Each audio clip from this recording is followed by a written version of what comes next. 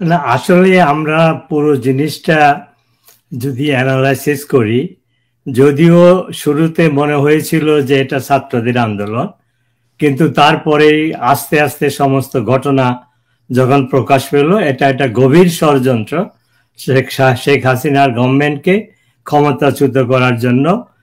America এবং পাকিস্তান, বাংলাদেশের জামাত, শিবির ইত্যাদি সবাই মিলে 5 বছর যে ষড়যন্ত্র হয়েছিল সেইখানে তারা অংশগ্রহণ করেছিল। এবং গত সপ্তাহে আমরা জানতে পারি যে 300 কোটি $29 মিলিয়ন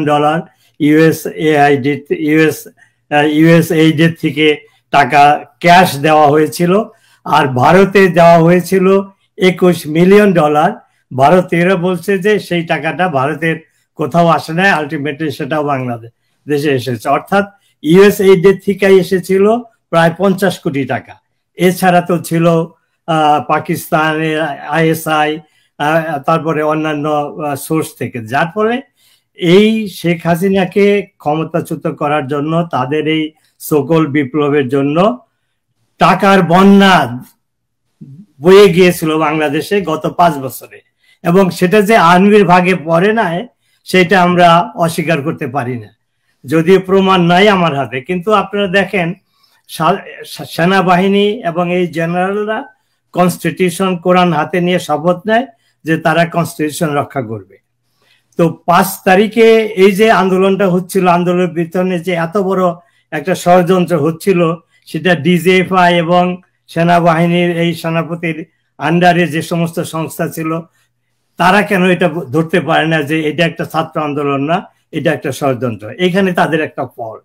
নাম্বার 2 হলো 5 তারিখে 3 তারিখে তারা যে মিটিংটা করলো, সেই মিটিং এর যে প্রোটোকল, যে সমস্ত অফিসারদের কথা বলার কথা, তারা কথা না বলে সেই জামাত শিবির পন্থী যে সমস্ত ইয়াং অফিসার, তারা যে সমস্ত প্রশ্ন করেছে এবং সেনা প্রধান বলতে বাধ্য হয়েছে আমিন, অথবা গানের শব্দ দিয়ে সে বলছে আমি প্রেম করি নাই, প্রেম আমার উপরে। তো এই সমস্ত কাহিনী থেকে আমরা কি বুঝতে পারি? যেদিন তারা 6 তারিখে যে ঢাকার যে মব আসার কথা ছিল, তারা ওই 3 তারিখের প্রেস নোটের পরে এটা নিয়ে আসলো 5 তারিখে। এবং 5 তারিখে ঢাকার প্রবেশদ্বারে যে আর্মি যদি ডিপ্লয় করা যেত, গুলি না করেই তাদেরকে ঠেকানো যেত। কি বলে, সাউন্ড গ্রেনেড আছে, ওয়াটার ক্যানন আছে, আরো অনেক কিছু। তো কি করলো, যখন মব আসতে শুরু করলো 11:30টায় উত্তরাতে যে ব্রিগেড কমান্ডার ছিল, সে তখন এই সেনা প্রধানকে কল করে বলে এখানে মাত্র 100-150 শ্রমিক এসেছে, আর কেউ নাই, তো আমি কি এখানে থাকবো? আমার মনে হয় আমি এটা বাদ দিয়ে আমি এয়ারপোর্টটা প্রোটেক্ট করি। সেখান থেকে সে যখন তার ব্যারিকেড সরায় নিল, তারপরে এইটা তখন তো তাদের এটা বিরাট একটা ষড়যন্ত্রের অংশ। চারদিক থেকে মব ভিতরে ঢুকলো। আমরা ইতিহাস জানি, সেনাবাহিনী ওয়াকার বলল যে শেখ হাসিনা বা প্রধানমন্ত্রী সে চলে গেছে, সে রাজনৈতিক জামাত। আমি বলি, কারণ না এগুলো বলার দরকার আছে। আমরা আইসোলেটেড আজকের বক্তৃতাটা ওগুলা আলোচনা না করে শুধু আজকের বক্তৃতা অ্যানালাইজ আমরা করতে পারবো না। তো আমি যে পয়েন্টটা মেক করার চেষ্টা করছি সেটা হলো এই যে গভীর ষড়যন্ত্র, এই সেনা প্রধান এবং সেনাবাহিনীর অনেকে ইনভলভ ছিল বলে এই ঘটনাটা ঘটলো। তারপরে যে 6 মাস যে মাহমুদুল্লাহ ভাই উল্লেখ করলেন, আপনি উল্লেখ করেছেন, এই যে বঙ্গবন্ধুর বাড়ি পোড়ানো হলো, গণভবন লুট করা হলো, সেনা বাহিনীর লোকেরা দাঁড়িয়ে দেখলো বঙ্গবন্ধুর মূর্তি ভাঙলো, সেই সেনা ড্রেস পরা লোকরা, এই যে এই সমস্ত ঘটনা যে ঘটলো এবং 6 মাসে যে ঘটনাগুলা ঘটেছে, আর্মি নীরবে, আপনি উল্লেখ করেছেন, আমরা ভিডিওতে দেখেছি, নীরবে তারা এগুলো দেখেছে। অর্থাৎ সেনা প্রধান বলল আমি দায়িত্ব নিলাম, 2 দিন পরে তিনি ক্ষমতাটা ইউনূসের হাতে দিলেন। এবং যে কথাটা আপনারা আলোচনা করছিলেন তার সাথে আমি একমত না। এটা সেনা সমর্থিত সরকার। এই সরকারের পিছনে যদি সেনাবাহিনী সমর্থন না করে, একদিন তারা টিকতে পারবে না। বাংলাদেশে গত 6 মাসে যে অবস্থা, আইন শৃঙ্খলার অবনতি, জিনিসপত্রের দাম, মব কিলিং যে ঘটনাগুলা ঘটছে সেখান থেকে এই সরকার একদিনও টিকবে না যদি সেনাবাহিনীর সমর্থন না করে। আর আজকেও সে বলেছে যে এই সরকারকে সমর্থন করে। কাজেই ইউনূসের অপকর্মের যে দায়ভার সেটা সেনাবাহিনীর উপরেও নির্ভর করে, প্রধান সেনাপতির উপরে নির্ভর করে। তারা এটা অস্বীকার করতে পারে না যে আমরা না, এটা শুধু ইউনূস সরকার। অর্থাৎ বাংলাদেশের যে উন্নয়ন হচ্ছিল 50 বছরে, আমরা নেগেটিভ পজিটিভ মিলে যেভাবে আমরা আগাচ্ছিলাম, সেইটাকে এই ইউনূসের এই অ্যাক্টিভিটি এবং সেনাবাহিনীর নীরব দর্শকের ভূমিকায় পালনের জন্য আমরা 50 বছর পিছিয়ে গেছি। চিন্তা করেন, এই যে মব কিলিং শুরু হয়েছে, এই কাজটা তো আমাদের কাছে ছিল না।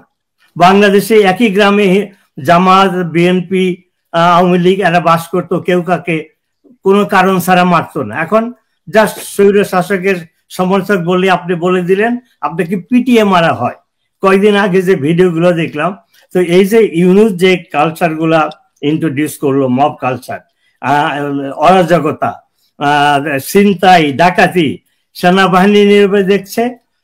আজ পর্যন্ত ইউনূসের মুখে এগুলার বিরুদ্ধে কোনো কিছু কথা আমরা শুনি নাই। আপনি প্রোটোকলের কথা উল্লেখ করলেন যে সেনাপতি কি বলে, ডক্টর ইউনূস বলেছে প্রোটোকল 50 বছরের প্রোটোকল তো গতকালকে 21 তারিখে ভাঙলো ইউনূস। যে প্রেসিডেন্ট যখন যায় শহীদ মিনারে, প্রেসিডেন্ট প্রধানমন্ত্রী and now he is the equivalent to প্রধানমন্ত্রী, যে রিসিভ করে রাষ্ট্রপতিকে, রাষ্ট্রপতি চলে যাওয়ার পরে সে ফুল দেয়। কালকে সেটা সে ভায়োলেট করলো। একটা কনস্টিটিউশনাল পজিশন হলো রাষ্ট্রপতি। তো সে Yunus doesn't deserve any protocol. তার যে অপকর্ম সে করেছে, তাকে অ্যারেস্ট করে তার বিরুদ্ধে খুন, হত্যা, হিউম্যান রাইটস ভায়োলেশনের জন্য বিচার করে তাকে জেলে দেওয়া উচিত। He doesn't any protocol. তো এরকম ঘটনা আমি অনেকগুলাই বলতে পারি। অর্থাৎ ওভারঅল হলো আজকে সেনা প্রধানের যে রিয়াকশন, আমার কাছে এটা মিক্স ফিলিংস, মিক্স প্রতিক্রিয়া।